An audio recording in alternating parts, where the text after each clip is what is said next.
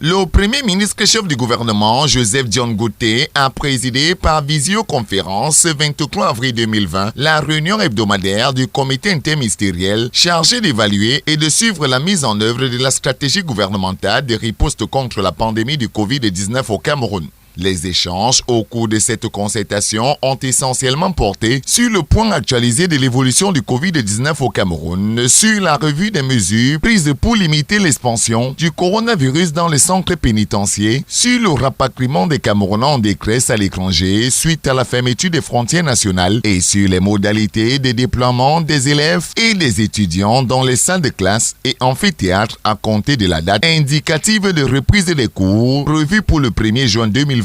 À l'issue des rapports présentés sur ces différents points par les ministres compétents, il ressort, s'agissant de l'évolution du coronavirus au Cameroun, 1334 cas ont déjà été répertoriés dans 8 régions de notre pays. À date, 668 personnes ont recouvré la santé et 43 décès de suite de Covid-19 sont enregistrés. La stratégie de riposte à l'œuvre permet d'assurer une maîtrise progressive de cette pandémie au Cameroun en dépit de son étalement géographique. En ce qui concerne les mesures prises pour limiter l'expansion du Covid-19 dans les établissements pénitentiaires, le ministre d'État, ministre de la Justice, garde des Sceaux, a indiqué que l'application des dispositions du décret présidentiel du 15 avril 2020 portant commutation et remise des peines à certains détenus contribuera à décongestionner les prisons du pays et par conséquent à réduire les risques de propagation du coronavirus en milieu carcéral. Pour ce qui est de la situation des Camerounais en détresse à l'étranger, le président de la République, son Excellence Paul Biya, a instruit le gouvernement de procéder à leur rapatriement à la charge de l'État.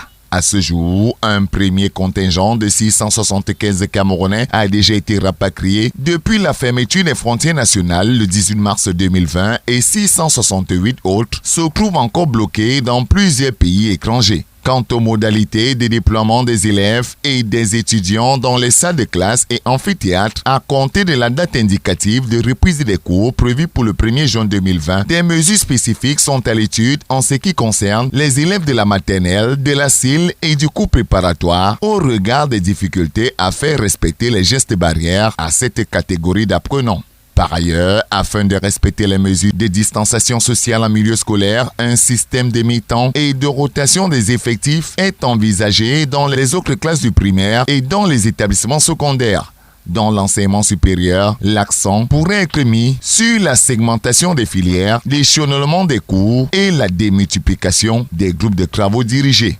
Après la présentation des différents rapports, le Premier ministre a instruit à certains ministres des points bien précis pour l'avancement du travail gouvernemental. Pour conclure, le Premier ministre a demandé aux uns et aux autres de rester mobilisés et engagés dans la lutte contre la pandémie du Covid-19 et de veiller au respect par les populations des gestes barrières, en particulier le port systématique du masque de protection dans les espaces ouverts au public.